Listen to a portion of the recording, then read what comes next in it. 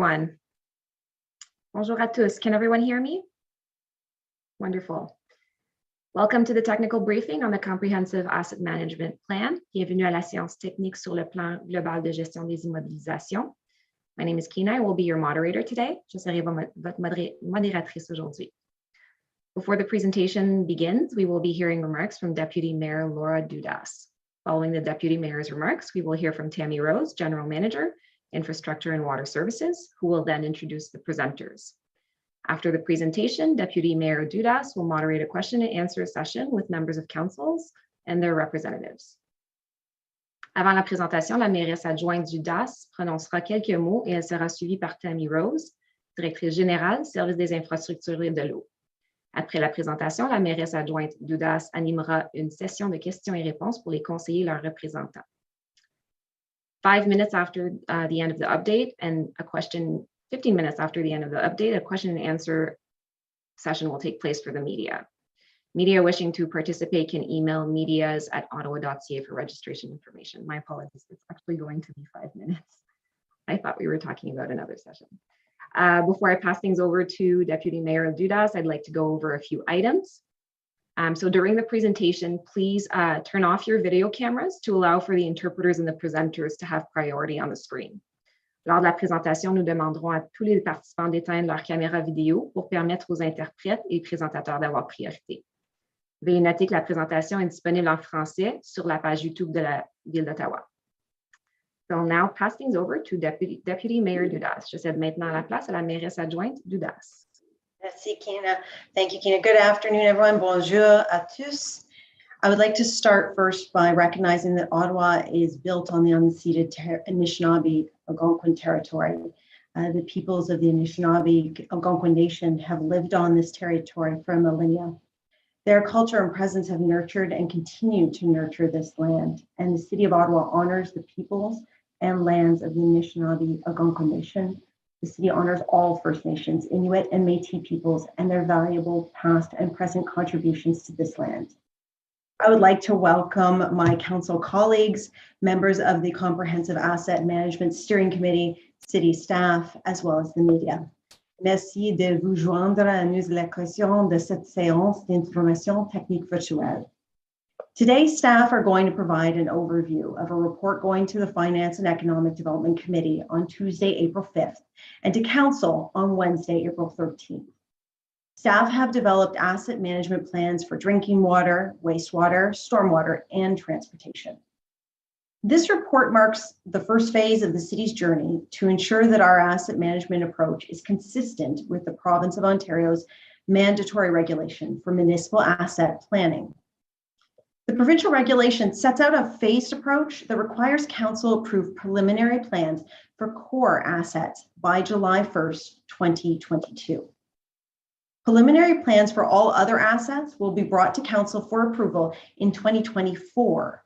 And in 2025, council will receive updated plans for all assets. But beyond the need to meet that timeline, these plans will provide us with information to support long-term planning and investment decisions. The world is a very different place now than it was when council first approved the Comprehensive Asset Management Plan program in 2012.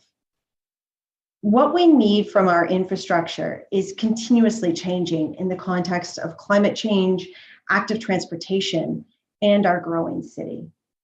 These asset management plans will allow staff to account for these changing contexts. Today, city staff,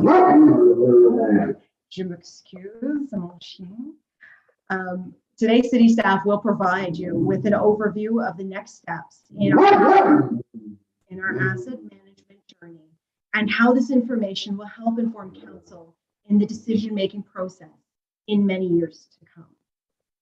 To introduce the presentation, I will now hand it over to Tammy Rose, General Manager of the Infrastructure and Water Services.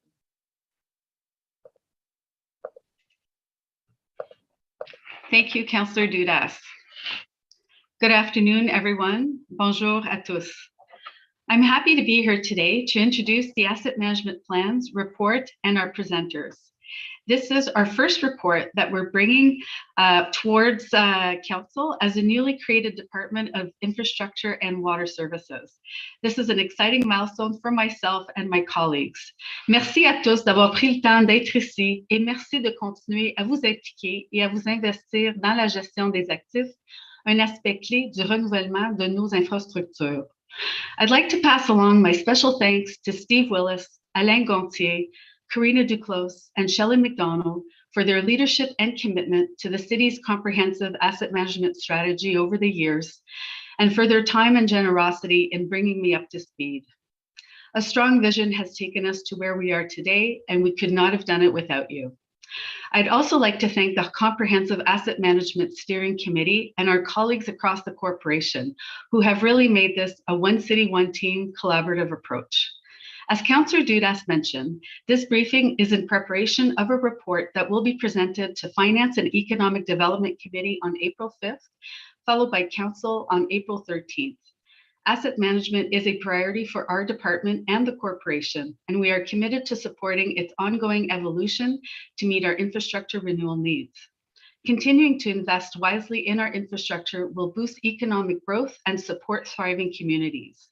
Nos résidents, nos entreprises et nos visiteurs s'attendent à pouvoir profiter d'infrastructures qui sont sécuritaires, fiables et abordables partout dans la ville. The Comprehensive Asset Management Program, together with the city's long-range financial plan, have provided the foundation that ensures the city's critical assets are safe and secure, that they remain in a state of good repair while balancing affordability. We are now transitioning to developing updated asset management plans that will meet the new provincial regulations and will broaden the scope and details from previous plans.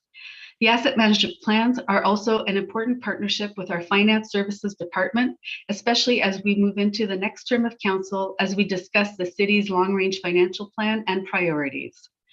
I'm happy to have with us today Jen Nielsen, the Manager of Asset Management, and Isabel Jasmine, the Deputy City Treasurer, who will speak to these changes and answer any questions you may have.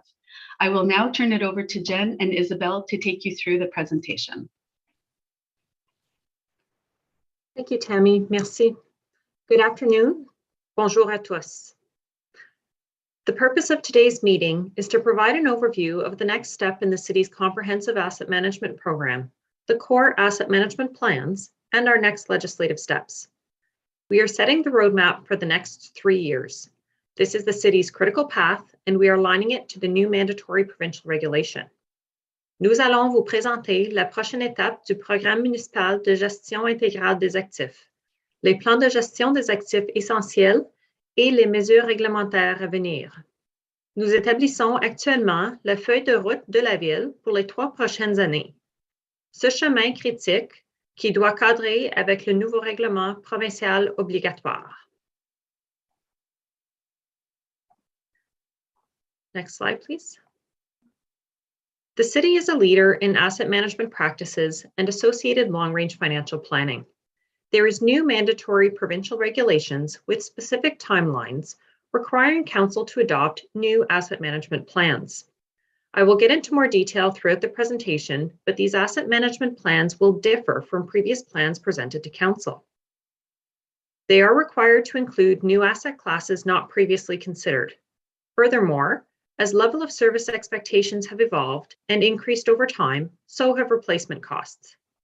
As a result, there are significant differences in the work that was completed in the past and the work presented in these reports.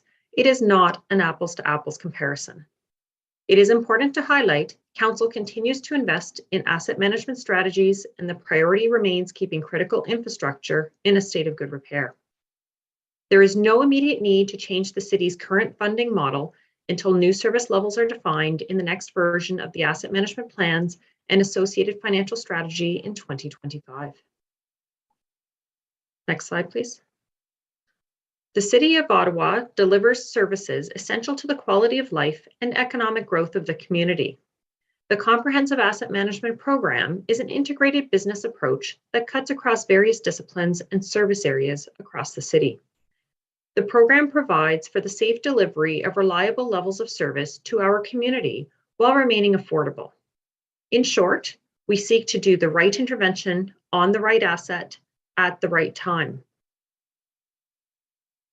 Due to Council's investments and continued support, as well as sound asset management practices, most of the city's assets, especially the critical ones, are in good condition. Next slide, please. Before we get into the details, I want to introduce you to a couple of important concepts that will come up throughout the presentation. Firstly, the term condition is used to describe the physical state of an asset. In asset management, we use terms like very good, good, poor, fair, good, very good, good, fair, poor, and very poor to describe an asset's condition. Level of service indicates how an organization will leverage its assets to meet customer expectations and includes performance indicators that reflect social, environmental, and economic outcomes. The city considers community level of service statements and connects them back to technical, measurable key performance indicators. Target level of service is used to describe the city's desired outcome or quality of service. Targets include set goals and identification of key performance indicators. State of good repair is used to describe an instance where the physical condition of an asset is not negatively impacting the intended service. In other words, even if assets are showing signs of deterioration, through maintenance and targeted interventions, the service is being provided at an acceptable level. This means that a highly used or critical asset may need a higher degree of investment or attention than a less used or less critical asset. Earlier in our asset management journey, we were focused on condition as a first step. You may recall the state of the asset reports in 2012 and 2017. As the city has matured its asset management practice, and in this current phase, we are transitioning to a level of service focus, which considers condition and goes beyond to include service outcomes. As we move forward, we will be stepping away from the state of the asset report and focusing more on asset management plans. In the future, by 2025, we will consider target levels of service. A couple of other terms that I'll be using frequently today are core and critical. Core is a term that is defined for municipalities within the provincial regulation that we'll speak to shortly. The province defines core infrastructure as municipal infrastructure assets that relate to drinking water, wastewater, stormwater, roads, bridges, and culverts. The roads and bridges fall within the scope of the Transportation Asset Management Plan. Critical infrastructure is infrastructure that is vital to the functioning of the economy and society. For example, in the case of a natural disaster, the critical assets are the ones that we'll be bringing back first. Things like an emergency shelter, basic sanitation, or an important bridge. Although they sound similar, they are not the same. There is, however, significant overlap. For example, an asset that is core but not critical would be a local road. It doesn't mean that it's not important, it just means that it won't be top of the list when we're looking to recover from a significant event. Something that would be both core and critical would be a major wastewater pumping station. It fits the definition of the legislation, and it would has a major impact to service levels to large areas of the city. Something that is critical but not core would be an emergency shelter, for example.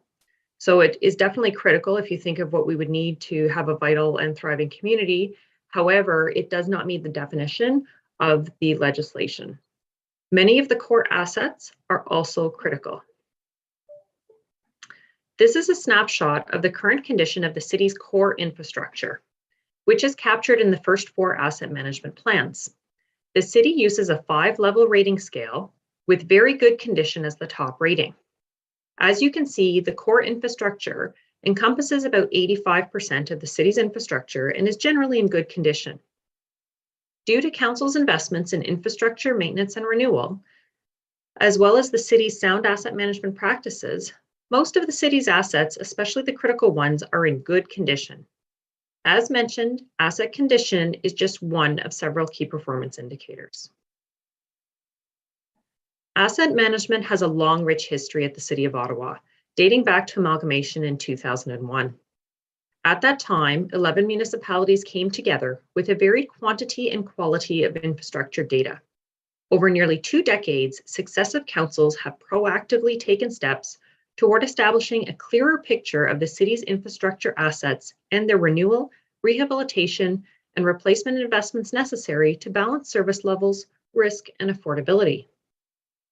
The city's current asset management and funding targets were established in 2012 and updated in 2017, with a focus on maintaining the city's critical infrastructure in a state of good repair. In 2012, the city achieved a major asset management milestone, aligning Long-Range Financial Plan 4 and the Comprehensive Asset Management Report. This major milestone included the publication of the first State of the Asset Report, which provided visibility on the condition of the city's infrastructure, as well as the Comprehensive Asset Management Policy, which enshrined Council's commitment to asset management. When we go back and listen to the discussion around the Council table, there was a flavor of a back-to-basics approach.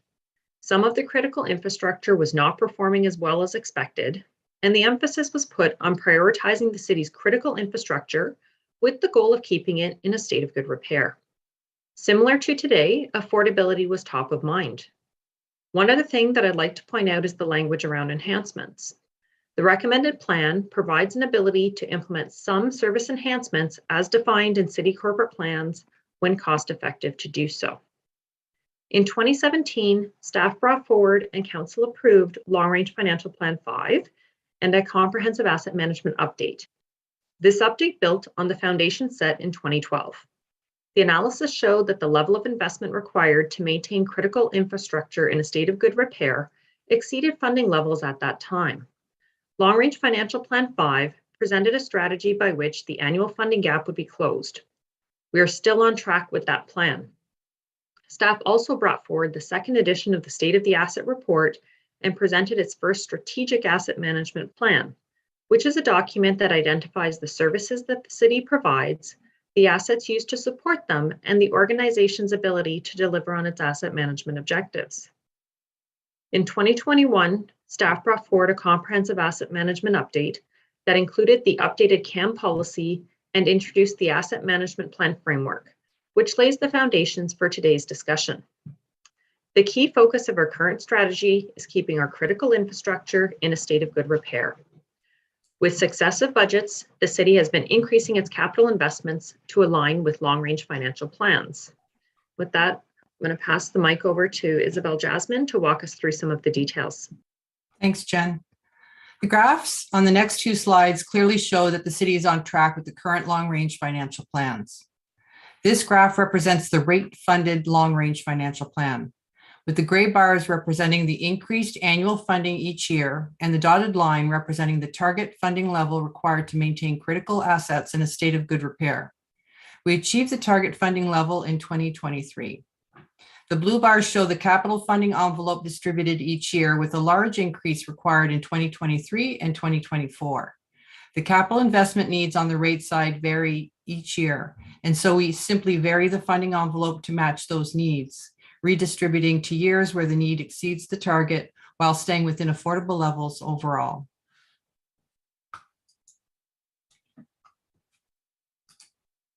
We are also on track with our long-range financial plan for tax-supported assets, which includes not only transportation assets, but also other assets such as facilities.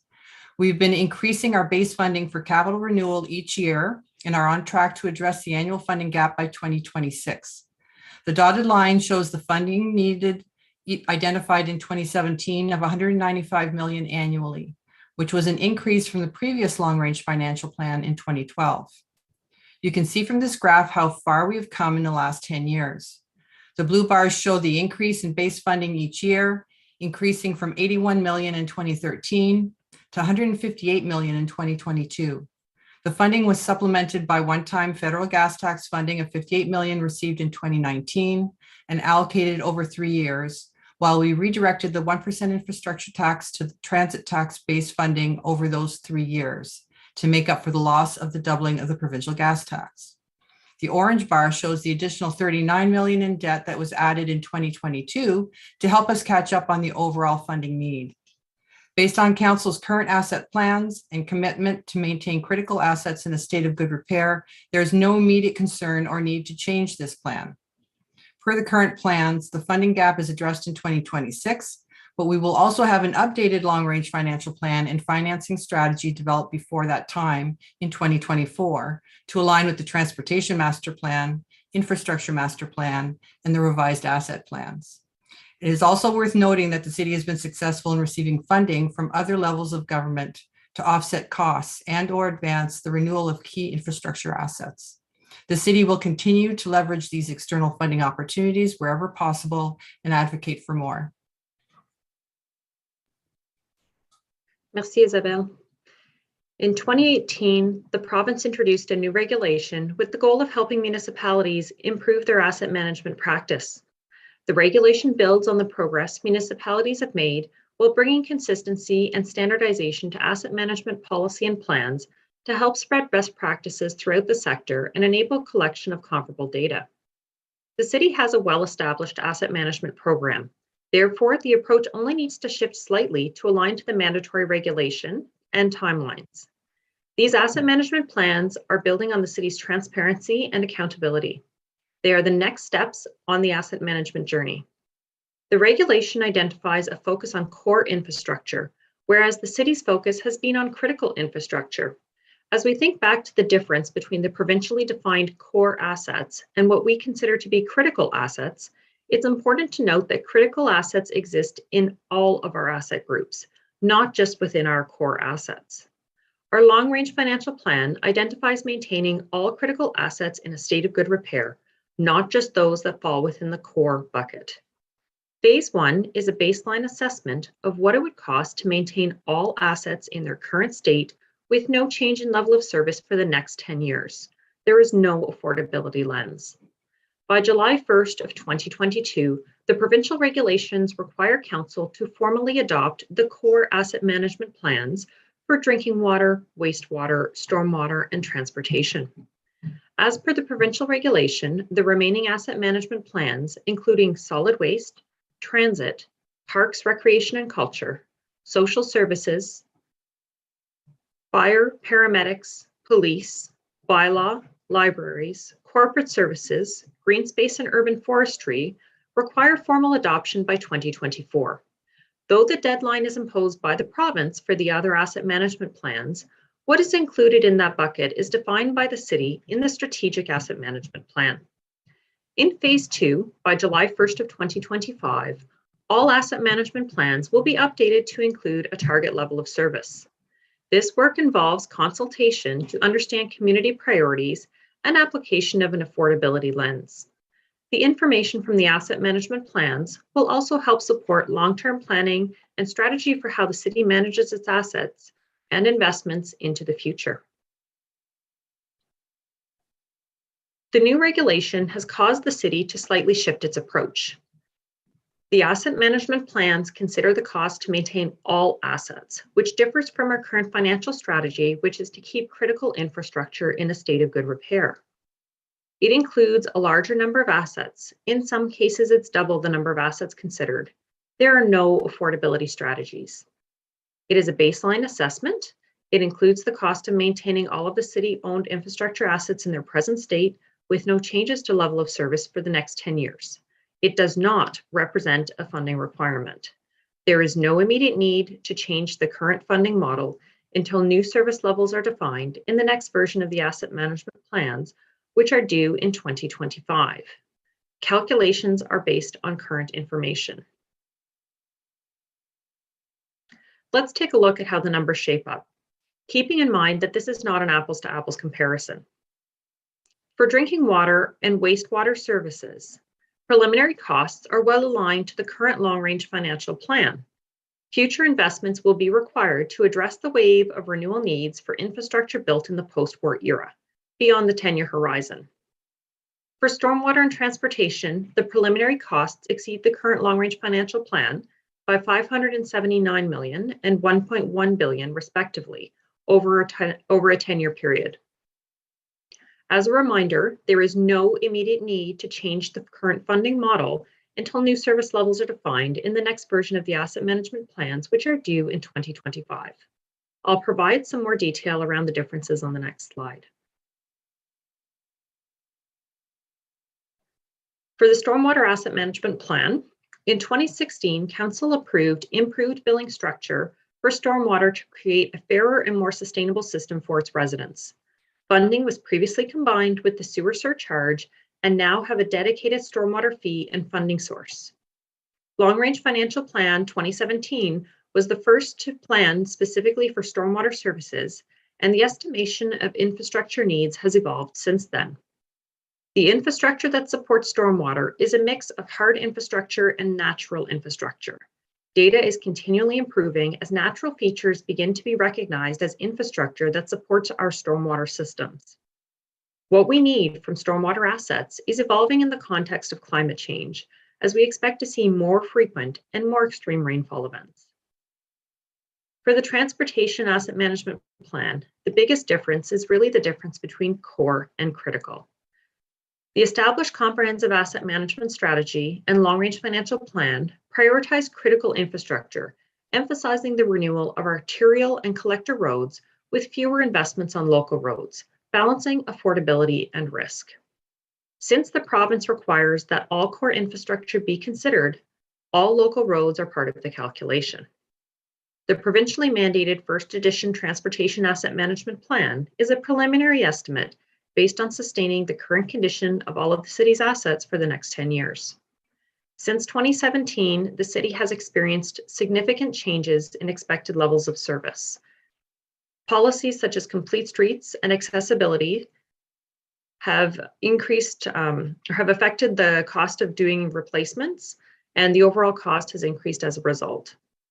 Climate change and public demand is driving the need for more active transportation infrastructure like sidewalks and bike lanes. This is not a unique challenge. Like most older cities that are also large, Ottawa is challenged by a lack of long-term predictable funding to complement municipal resources and by expectations of service levels as they relate to asset needs. Here are our next steps. The provincial regulations require Council to formally adopt the asset management plans for drinking water, wastewater, stormwater, and transportation by July 1st of 2022. As we discussed today, these documents provide a baseline snapshot as we enter into the future phases of the process. Per provincial regulation, the remaining asset management plans, including solid waste, transit, parks, recreation and culture, social services, fire, paramedics, police, bylaw, libraries, corporate services, green space, and urban forestry, require formal adoption by 2024. Council will consider all asset management plans with updated service levels, along with updated financial strategies that will consider affordability. Community input is integral to the successful development of revised comprehensive asset management plans. Robust public and stakeholder engagement will be completed throughout the development of the new plans.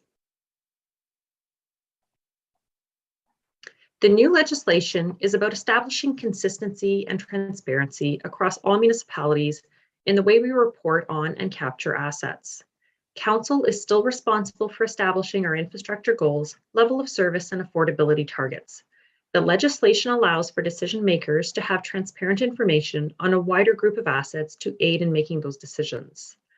La nouvelle mesure législative vise à assurer l'uniformité et la transparence dans la façon dont toutes les municipalités déclarent et présentent les actifs.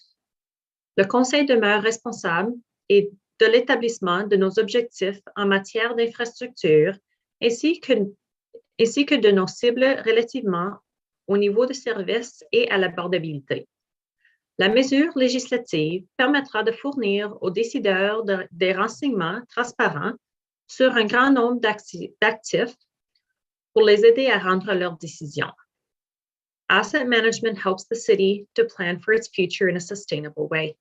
This is the next step in a long-term conversation, now further guided by this legislation. Working together, our goal is to ensure adequate commitment and resources to protect and preserve the city's infrastructure investments. Thank you for your continued support as we navigate the next steps together.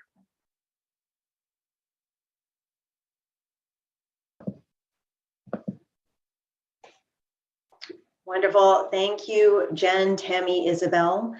J'invitais maintenant les conseillers et les conseillères et leurs représentants à poser leurs questions. I will now open the floor to questions from councillors and their representatives. We'll be doing it by using the raise hand function so that you can let me know you have a desire to ask a question. We'll go through everyone for first questions. You can ask a follow-up question, and then if time permits, we can go through another round. Lorsque la période de questions sera terminée, nous prendrons une pause de 5 minutes avant le début des points de presse. So once the question and answer period has concluded, we will then take a 5-minute break before the media availability. Councillor Eglai.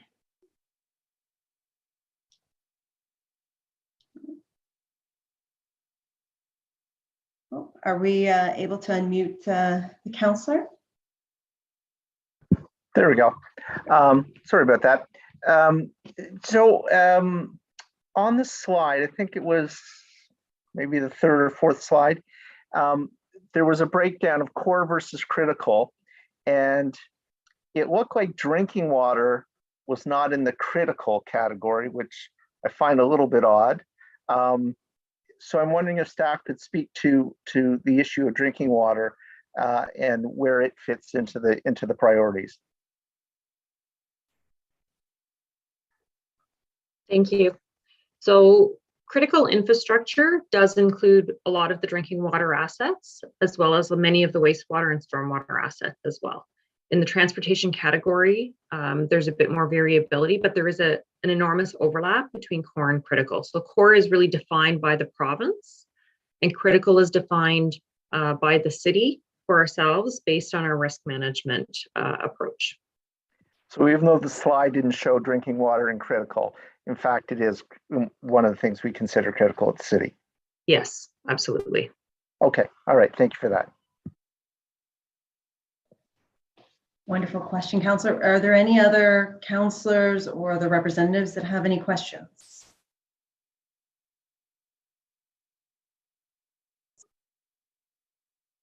Okay, well, wonderful.